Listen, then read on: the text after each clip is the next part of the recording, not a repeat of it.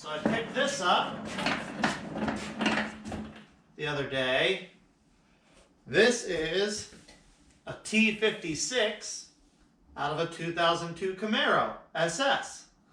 I bought it from a guy off of Facebook Marketplace. He bought it from an auto recycler. The car had been in a crash. So he was going to put it in another project. He took it to a transmission shop, had them fully inspect it, make sure everything was good, and put brass shift fork pads on it while they were in there. Otherwise, completely good to go, no issues, he says. He said the car came out of only had 72,000 miles on it when it was crashed. Everything feels like it spins well, spins freely like it should. So I think it's going to be great for the car.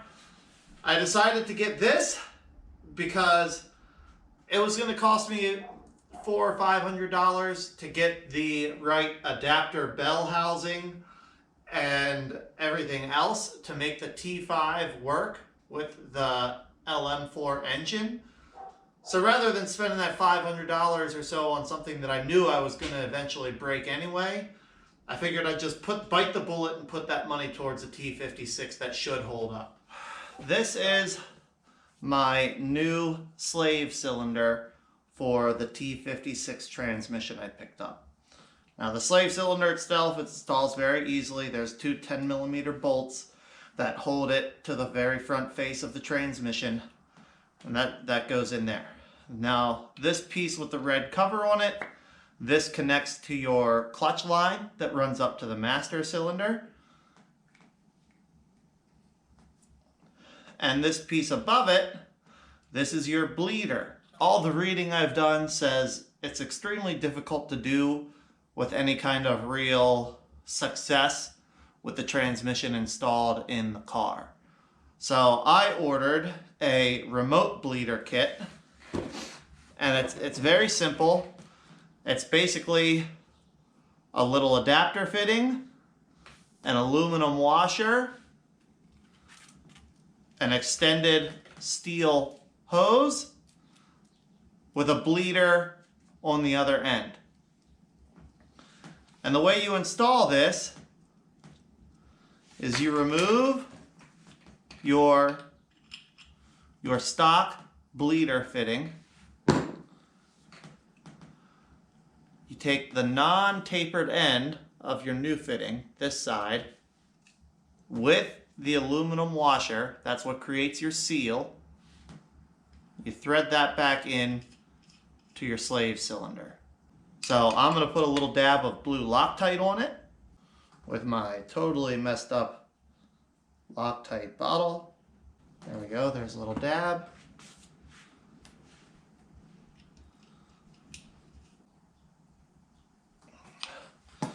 And then I'm going to put another little dab of blue Loctite on the other end as well.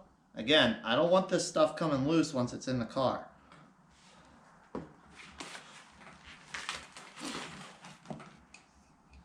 Thread that fitting on, snug it down, boom.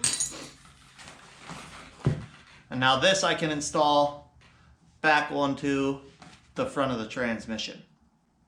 My remote bleed line, I can just extend out through the bleeder hole in the bell housing, get the slave bolted back to the face of the transmission, and then I'll route the actual working end, the bleeder end, up by the master cylinder.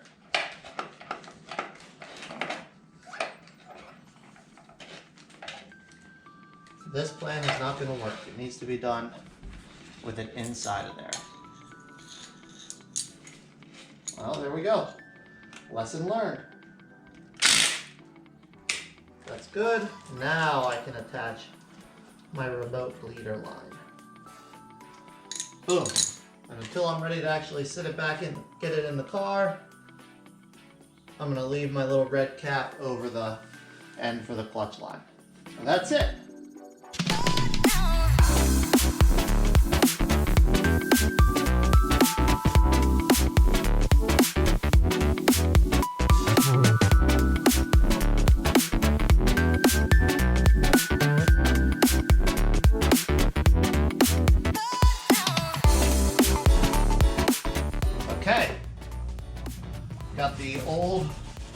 plate off. Have my new flywheel here.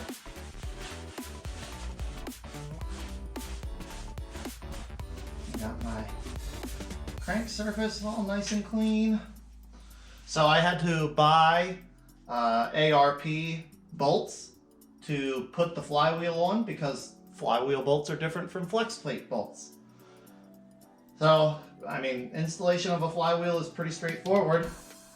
You get it lined up on the hub. I like to line up the hole in the flywheel or flex plate with the hole in the crankshaft. I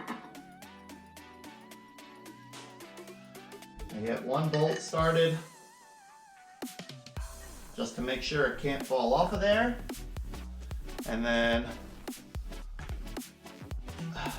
the ARP instructions say to use Loctite 242 thread locking compound, aka blue Loctite, and lubricate the underside of the bolt head with their ultra torque lubricant.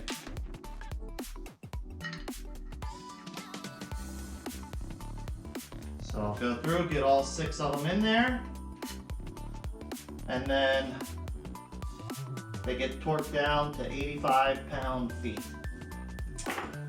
Now I got the 12-point variety, so these use a 13mm 12-point socket.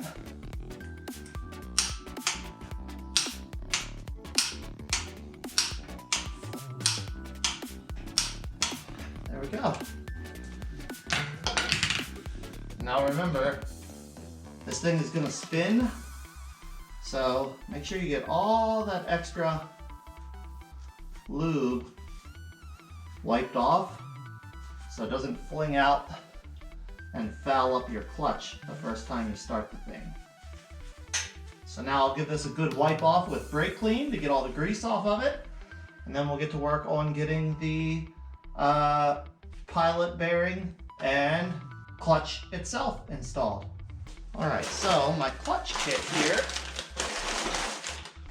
This is a Amazon special clutch kit.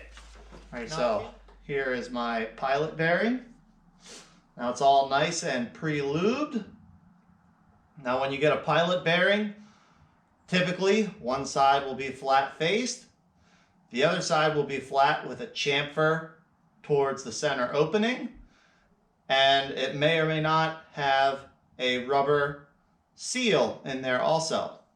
The intention of that seal obviously is to keep the grease and lubricant in and keep the dirt and grime out. So the way you install this, all you need is a socket the same size as the outside diameter, and you just tap it in with a hammer.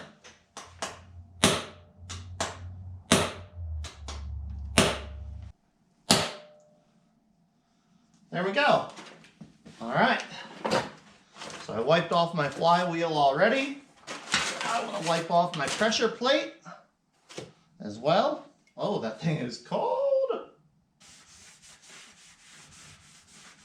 There's my clutch disc. Oh, bolts. Did they send me bolts?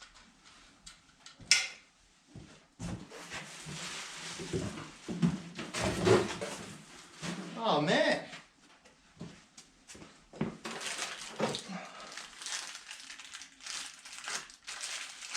That's just a bearing. Oh, they didn't give me any pressure plate bolts. Well, isn't that an issue?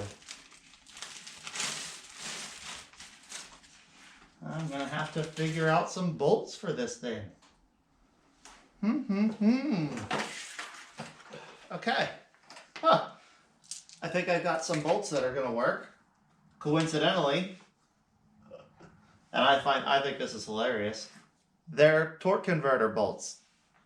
Torque converter to flex plate bolts. How funny is that? But they're the right thread. They're about the perfect length. And they have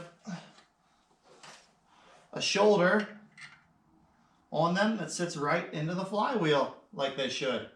So, pretty funny to me that that's how it worked out.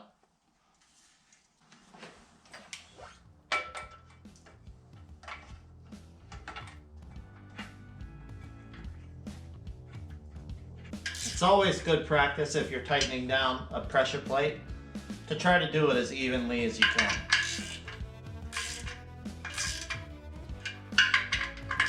Those torque converter bolts are just about perfect. Okay, pressure plate bolts go to 52 pound-feet of torque.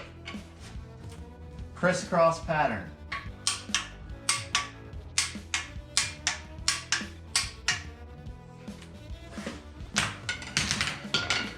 Hooray!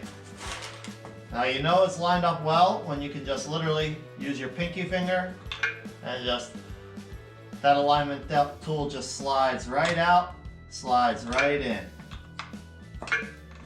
That's what you want. So next thing I need to do is actually get the transmission mated up to the engine here.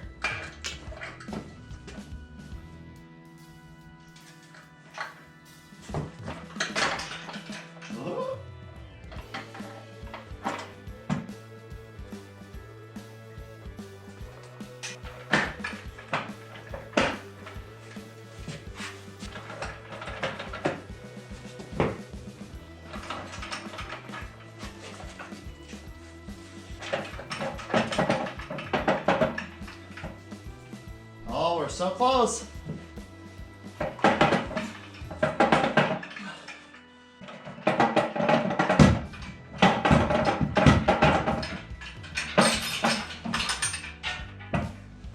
feel like we're started. Man, I just don't have the good setup for doing this. I wonder if I get the jack under the engine.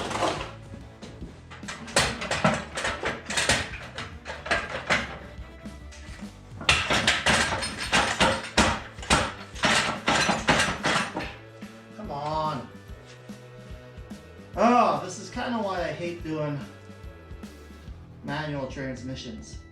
They never just slide in.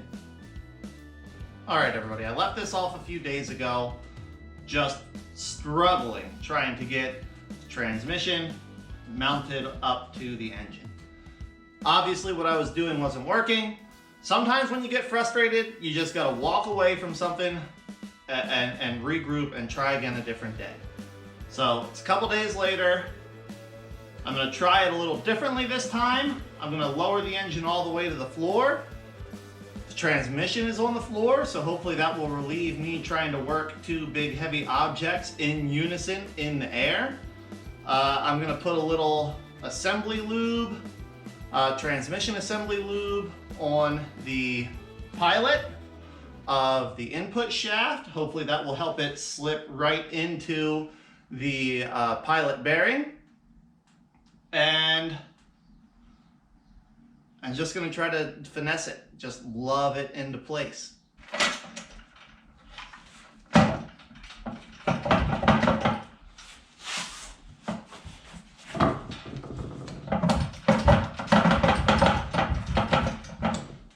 feel like it wants to go.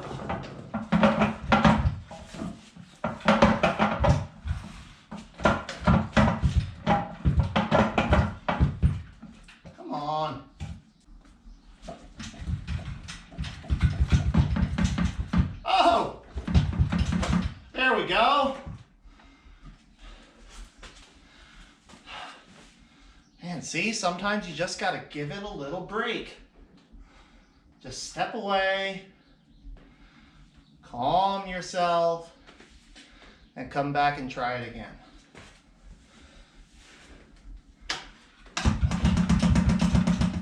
Yeah, that's there.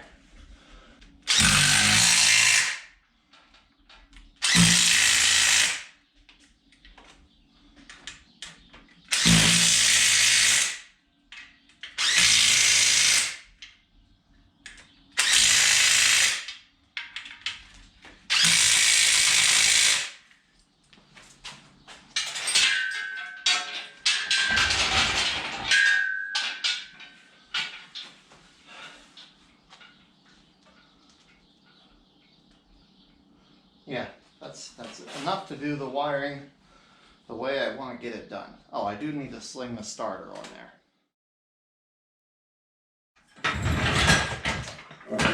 Yeah!